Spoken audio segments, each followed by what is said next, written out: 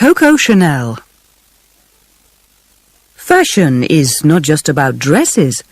Fashion is something in the air. Fashion is in the sky, the street. Fashion is about ideas, the way we live, what is happening. Coco Chanel. At the start of the 20th century, the idea of women in business seemed crazy. In those days, men held all the positions of power and made all the decisions about money. They believed that a woman's place was in the home, looking after her children, cooking for her family, and managing the house. If a woman needed to work, she could perhaps find a job in a shop or in a factory, but she had no chance of working as a businesswoman or a banker or a lawyer. Women's fashions in the US and Europe at that time supported this idea of their position in society.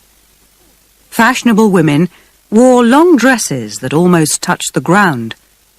This made it difficult for them to drive a car, ride a horse, or even walk quickly. As a result, they needed men to arrange their travel for them. A fashionable woman was also expected to keep her skin as white as possible, to show that she didn't work outside in the sun. This meant that women spent a lot of time indoors. When they went out, they often wore large hats that were decorated with flowers, leaves, and fruit. These protected their faces from the sun and made it even more difficult for them to move around. But many women weren't happy with their position in society, and they didn't like the clothes they had to wear either. One of these people was a French woman called Gabrielle Coco Chanel. When she went into business in 1910, she planned to change the clothes that women wore. But over the next 60 years, she did much more than that, as she became the richest and most successful businesswoman of the century. Coco Chanel had no experience of business when she opened her first hat shop in Paris in 1910. She was only 27 years old, and she came from an ordinary family. When she left school, she worked for a dressmaker for a short time. Later, she tried to become a singer in a nightclub, where she was given the name Coco. Coco was an attractive young woman. She always dressed well, and she was good at making friends.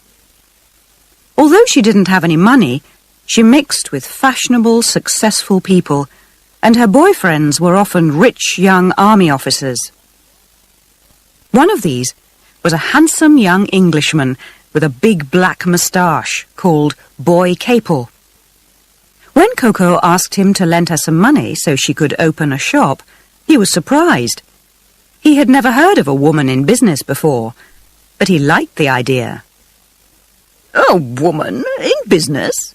he said. "That sounds fun. How much do you want?" Coco asked for enough money to open a shop in one of the best streets in Paris. "No problem," replied Boy Capel. He was so rich that he didn't care if he never got his money back. Many of Coco's customers in her first shop were her rich young women friends. They loved the simple but beautiful hats that Coco made for them.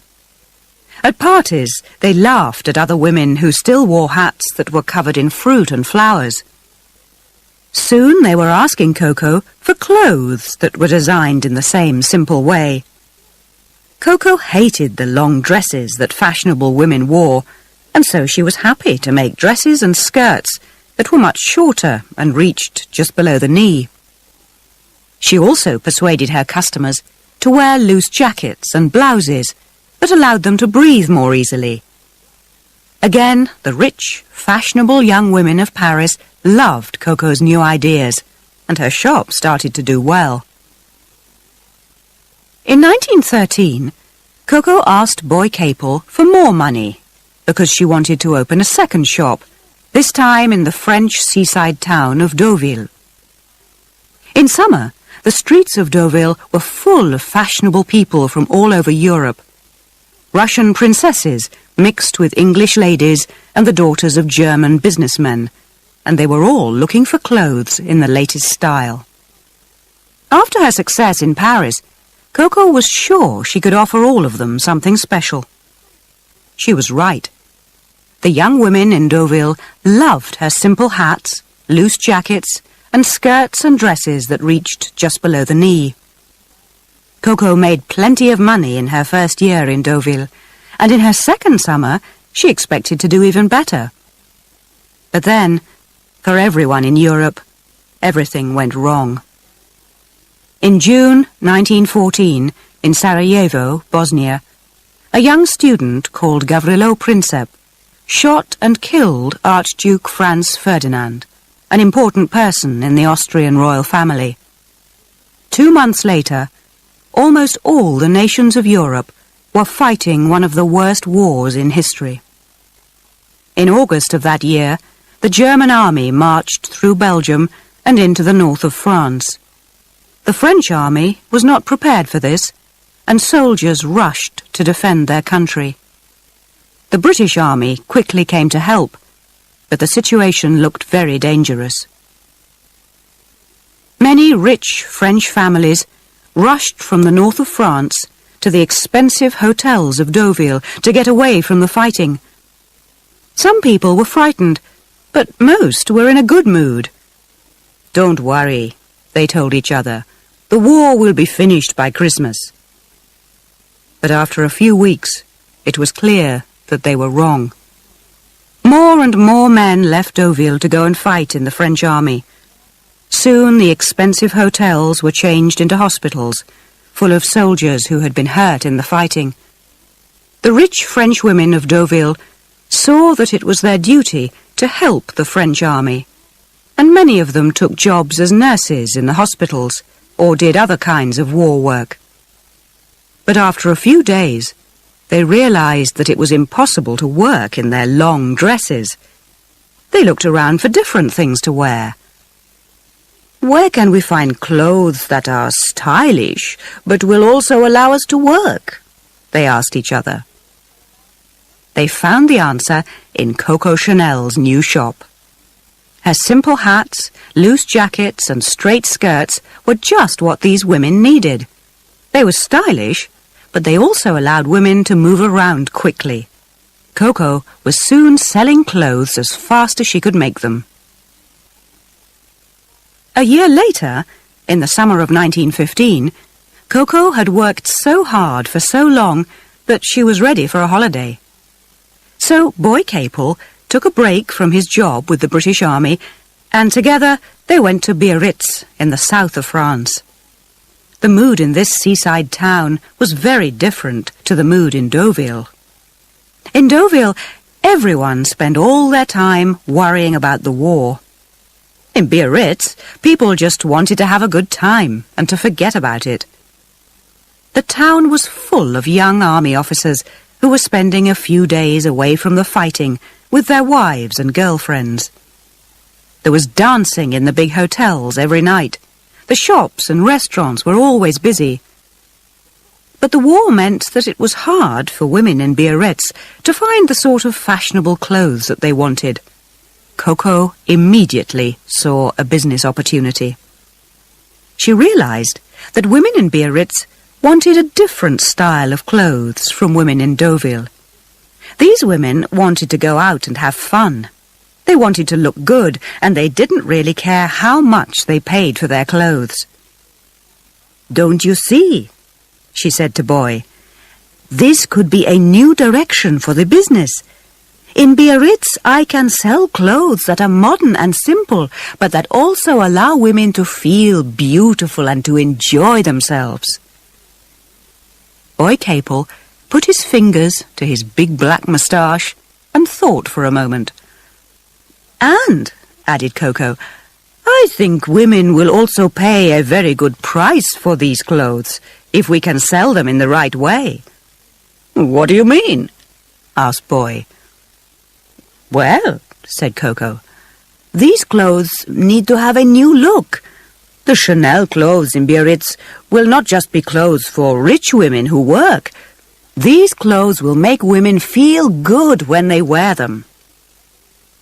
Boy wasn't sure about the idea. But where will you get the cloth for these clothes? He asked. No other designer can get cloth at the moment. We are in the middle of a war, you know. Don't worry about that, said Koko. I'll find the cloth. I just need the money. Money? Said Boy Capel. Oh, no problem. I've got plenty of money.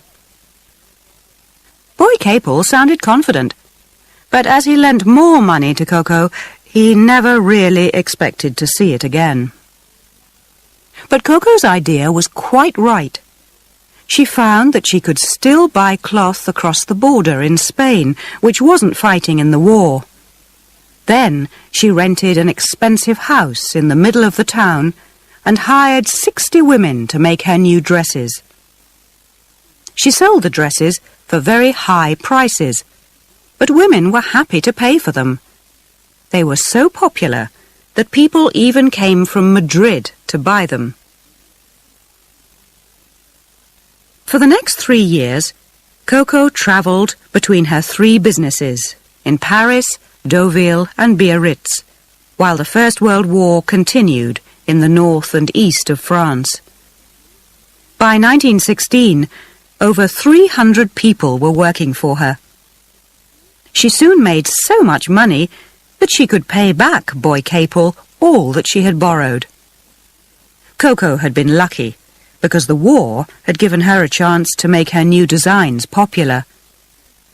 But she had also shown that she could recognize business opportunities and that she could change her style to suit her customers. When the war finished, in November 1918, Koko was ready to start the next and most successful part of her business life. The First World War completely changed European society. Millions of young men had been killed, and women now had a much more important position in society. Women had shown that they could work in offices and factories while men were fighting in the war. In many countries, women were now allowed to vote for their government for the first time. By the start of the 1920s, women had realized that they could be different from their mothers. They could lead a very different kind of life from the one they had known before the war. After the bad times of the war, rich young people just wanted to spend money and to have fun. They drove their shiny new cars to the beach, where they played games and swam in the sea. Both men and women went to parties, where they smoked cigarettes and drank alcohol. They danced to the music of Louis Armstrong and Jelly Roll Morton. They went to the cinema to watch the films of Charlie Chaplin and Greta Garbo, and they also wore the clothes of Coco Chanel. Women didn't want to return to the long, tight dresses and silly hats of the years before the war. They wanted clothes that allowed them to move around freely. Chanel's style was just right for the time. But now, her clothes were not just for the women of Paris, Deauville and Biarritz. The end of the war meant that she could sell her clothes around the world. For women in the big cities of Europe, she made smart suits of jackets and skirts. And for women on holiday, she designed special beach clothes. In the US, her dresses were so successful that a magazine even compared them to the Ford motor car. Koko's business grew and grew. But Koko didn't just think about clothes. She realized that women couldn't always wear diamonds and other expensive jewelry when they went out, so she started making jewelry that looked real but was made from cheap materials. She also introduced the idea of short hair for women, and for the first time she made it popular for women to go out in the sun so their skin went brown. But Koko's best decision was to go into the cosmetics business. She knew that the cosmetics business and the fashion industry were similar in many ways, and she was sure that her ideas could help her to be successful in this area. She also believed that cosmetics were very important. She once said, "If a woman doesn't wear perfume, she has no future." So, in the early 1920s, she went to see a man called Pierre Wertheimer to discuss her plan. Wertheimer owned the biggest perfume factory in France, and he was very happy to work with such a famous designer. At that time, women wore perfumes which always smelled of flowers. But Coco wanted her perfume to have a completely different smell. Together, Wertheimer and Chanel invented a new kind of perfume, and they decided to sell it in a simple, square bottle. They agreed to give it Coco's name, and she added her lucky number.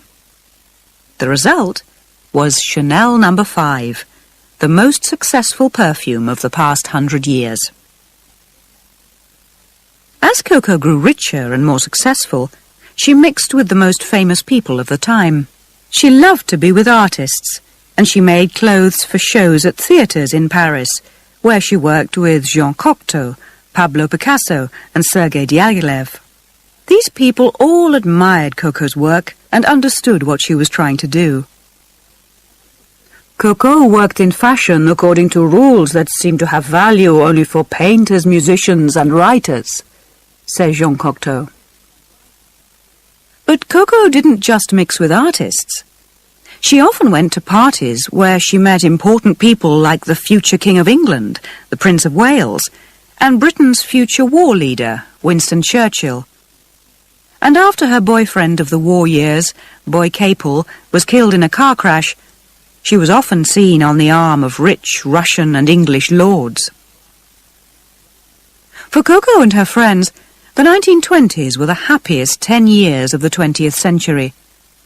But the good times suddenly ended in October 1929, when the stock exchange in Wall Street, New York, crashed. Share prices fell and fell and fell. The world economy was badly damaged. Thousands of businesses closed, and millions of people lost their jobs. For most people, the Wall Street crash was a disaster, but not for Coco Chanel. While ordinary people suffered, the richest people in the world still had money, and they still wanted expensive, fashionable clothes. Instead of making cheaper, simpler clothes, she started to design even more expensive clothes and to use real diamonds in her jewellery. Coco had remembered the lesson of Biarritz. In times of trouble, the secret of success is to help people to forget their problems. In these bad times for the world economy, other successful people remembered the same secret. One of these people was the great Hollywood film producer Sam Goldwyn. As ordinary people in America got poorer and poorer, he realized that they wanted to see films about a different kind of world. They wanted films that showed the wonderful lives of rich, beautiful people. They wanted to go to the cinema and get away from their problems. Goldwyn decided that people in his films should wear the best and the most expensive clothes in the world. And so he went to the top fashion designer in the world, Coco Chanel. Coco understood his idea immediately, and she was interested. "How much will you pay me?" she asked. $1 million, said Goldwyn. With an offer of so much money, how could Coco refuse? She went to Hollywood, she met the film stars, and then she started work on their clothes. Everyone waited to see the results. The first film was called Tomorrow or Never, and its star was Gloria Swanson. In the film, her clothes were beautiful, but they were quite simple. When the film was shown in the US, people were surprised. They had expected something more for $1 million. When an American newspaper wrote about the film, it said, "Chanel wants a lady to look like a lady. Hollywood wants a lady to look like two ladies." Chanel kept the money, but Sam Goldwyn decided not to use her clothes again. Back in Paris, Coco had more problems. The French economy was in a very bad state. People without work wanted jobs, and the people with jobs wanted more money. Bosses like Coco had everything, while it was hard for many French people to feed their families. In the middle of the 1930s, Coco's business employed around 4,000 people. She thought she was good to the people who worked for her, but some of them had a different opinion. In 1936, 50 of her workers stopped work and sat down in one of her factories in Paris. Coco put on her best suit and rushed to speak to them, but they had locked the door of her factory and she couldn't get in. Coco was very angry. How could they do this to her? She and her workers argued and argued, but they couldn't agree on a solution to their differences. Coco's reply showed that she was a very tough businesswoman. She sacked 300 of them. But still they refused to change their minds. Coco now had an even more serious problem. She had designed some new clothes for a fashion show, and she was worried that they wouldn't be ready. What could she do? She decided to give her workers what they wanted, but she never forgot what they had done to her. At around this time, Coco started to go out with a rich German man called Hans Gunther von Dinklage. She always called him Von D. Nobody knew exactly what Von D was doing in Paris, but many people thought that he was a spy for Germany's Nazi government. This didn't worry Coco, and the two of them started to live together in the expensive Paris Ritz Hotel. But while Coco and Von D enjoyed their life, Europe moved closer to war. In 1938, Hitler's German army marched into Czechoslovakia. The next year, the Germans marched into Poland, and the Second World War began. Although Coco's business had done well in the First World War, she decided that she didn't want to work through another war. Perhaps she was still angry with her workers after the problems of 1936. Or perhaps she had just had enough of business. But for whatever reason, in 1939, Coco closed her fashion business and all her workers lost their jobs. Many people were angry with her and asked her to change her mind, but she simply told them, "This is no time for fashion." Through the winter of 1939 and into 1940, the French people waited and worried. In 1940, the German army arrived and took control of Paris. Many French people started secret groups and continued to fight the Germans, but not Coco. She was happy in her rooms at the Ritz Hotel with her German boyfriend, and she just wanted to enjoy her life. The war hadn't closed the theatres and shops of Paris, so she could still go out and do what she wanted. But as her fashion business was now closed, she needed to find other ways of making money. She knew that her perfume, Chanel No. 5, was still very popular with the French and German women who were living in Paris. She also knew that her partner in the perfume business, Pierre Wertheimer, had left France to get away from the war and was now living in the US. Coco thought she saw an opportunity to take control of the whole perfume business. But although Wertheimer was on the other side of the Atlantic, he was not going to allow this to happen. Chanel No. 5 made him so much money that he didn't want to lose control of it. Coco, Wertheimer and their lawyers started to argue about it. But while Coco and Wertheimer fought for control of Chanel No. 5, the Germans were slowly losing control of the war. In June 1944, the British and the Americans landed on the beaches of the west of France and started to move towards Paris. 2 months later, they were just outside the city. The Germans realized that they were beaten and started to leave. The people of Paris opened the doors of their houses had parties and danced in the streets. But Coco wasn't so happy. She knew that many French people were angry with people who had helped the Germans in the war, and they wanted to punish them. Would they want to punish Coco? She wasn't going to wait to find out. When the war ended, she left France and went to live abroad. For most of the next 8 years, Coco lived quietly in Switzerland. She soon found out that she was so rich that she didn't need to work. She continued to argue with Pierre Wertheimer about the control of Chanel No. 5 from her new Swiss home. But when he returned to France after the war, they found a way to solve their problems. Wertheimer kept control of the perfume business, but he agreed to pay Coco 2% of the money from sales of the perfume around the world. This meant that Coco was now earning around $1 million a year, and she didn't even have to get out of bed in the morning. As the years passed, some people still remembered the beautiful Chanel clothes from the years before the war, but they soon forgot the rich old lady who had designed them.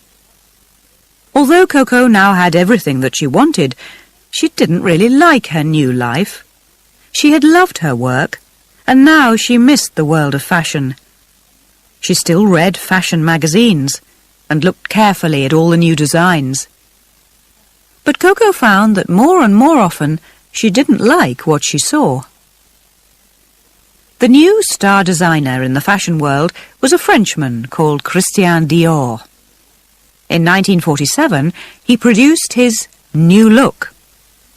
His shirts and jackets were tight and made it difficult for women to breathe.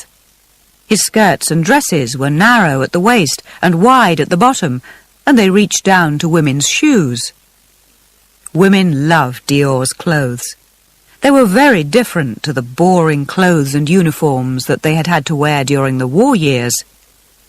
They were also very different to the Chanel look of the years before the war. Every year, Christian Dior's new look made Coco more and more angry. In 1953, she decided that she couldn't sit and watch and do nothing. She had to return to the fashion business. She returned to Paris and started to design new clothes for a fashion show the next year. Many people thought she was crazy. "What does a 70-year-old woman know about modern fashion?" they asked. "Doesn't she know that times have changed?" But Coco didn't listen, and on the 5th of February 1954, she introduced her new designs at a fashion show in Paris. The show was a disaster. The newspapers said that they were clothes for old ladies and country people. Coco was upset and angry that her designs had been criticized so strongly. "These people just don't understand," she said. "It's true that I'm old, but I'm still one of the greatest designers in the world. I changed women's fashion once, and I know I can change it again. I'll show them." So Coco didn't return to Switzerland, and she didn't stop working. The next year, she produced some different designs for another fashion show, and this time many people liked them. The year after that, there was another new show, and more people started to admire her clothes. By the end of the 1950s, she was again one of the most important fashion designers in the world. During the 1960s, rich and beautiful women from all over the world visited Coco's offices to ask for advice and to buy new suits and skirts and dresses. Coco was rich and successful, but nobody really knew if she was happy.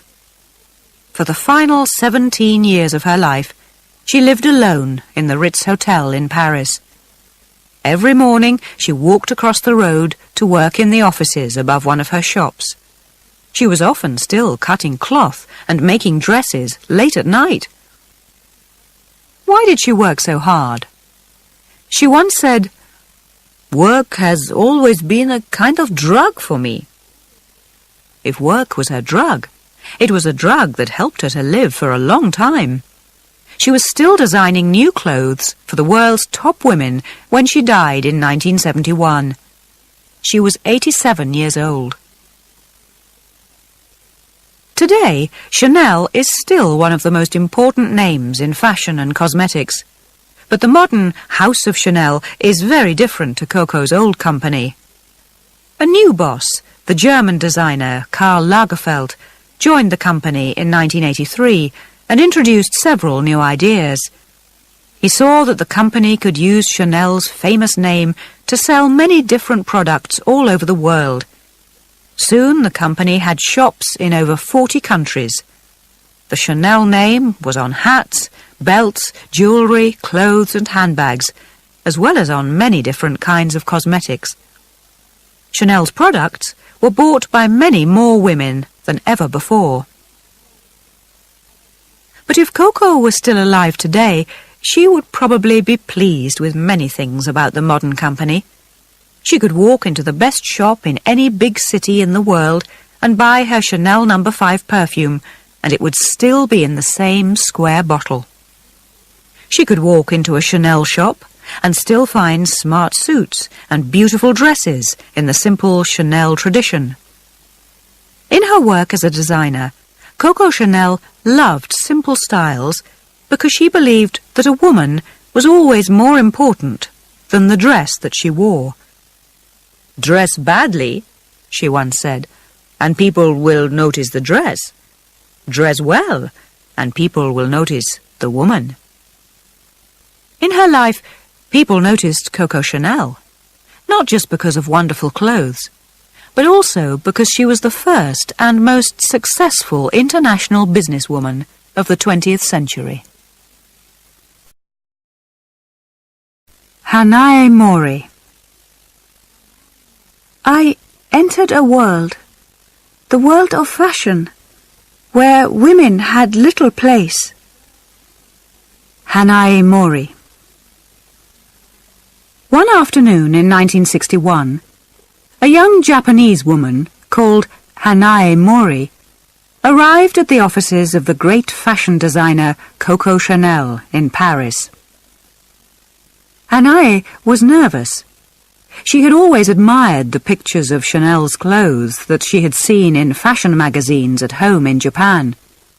She had also read a lot about Chanel and knew that she was a person with very strong opinions.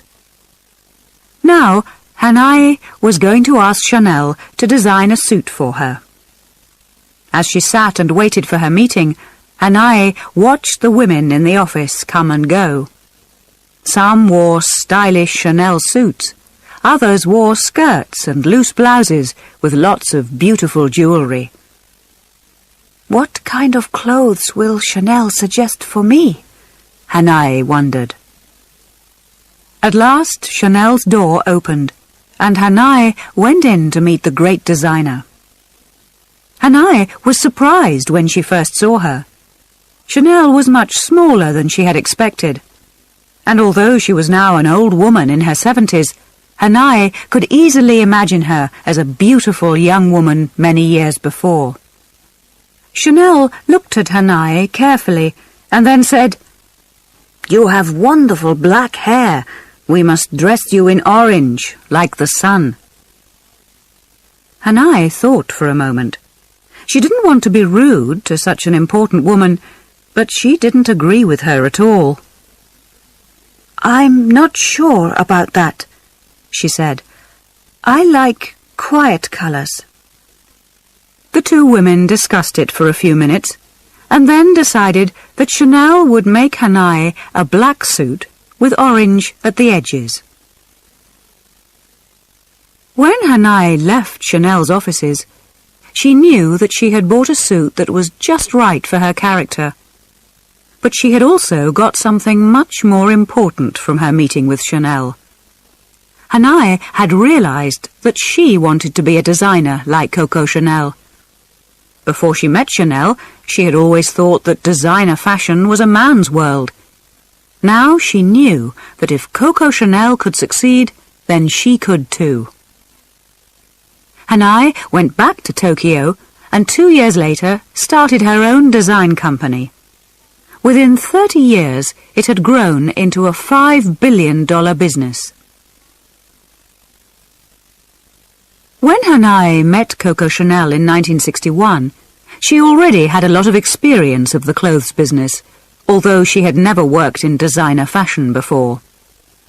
Her interest in clothes had started when she was a child in a small village in Shimane in the southwest of Japan. Her family was traditional in many ways, but her rich father liked his children to be dressed in the latest European styles. Little Hanae always felt very different from the other village children who arrived at school in their simple Japanese clothes, while she wore an expensive suit from Paris or London. As she grew up, Hanae often argued with her father about her future. He wanted her to be like him and to become a doctor, but Hanae wanted to study art. "Art?" her father used to say. "Art is a wonderful hobby, but it's not a real subject to study." In the end, they agreed that Hanae would study literature, and so she left her family and started a course in Japanese literature at university in Tokyo. But before she could finish her studies, the Second World War started. Like many other women students, Hanae had to stop studying and go to work in a factory. Soon she realized that the war was going badly for Japan. Every night she heard the American planes in the air above Tokyo, and she listened for the sound of the explosions as the bombs fell in the city around her. When the war ended in 1946, Japan had a lot of problems. Many of its cities had been destroyed, and millions of its people had been killed.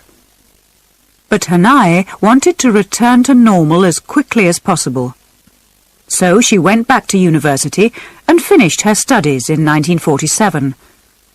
At that time, there seemed little chance that she would go into business. The year before, Hanae had fallen in love with a rich young man called Ken Mori, whose family owned a factory that made cloth. They were soon married, and it seemed that Hanae would become a housewife. Until the end of the Second World War, Japan had been a very traditional society, and a woman was simply expected to be a good wife and a wise mother. At first, Hanae was ready to accept this situation. "I had no problem with becoming a housewife," she said. But it was soon clear that a life at home, looking after her husband and her family, was not for her. After just a few months, Hanae was bored. She started looking around for something to keep her busy. In the late 1940s, Japanese society was slowly changing. In 1946, Japanese women had been allowed to vote for the first time, and a few women had become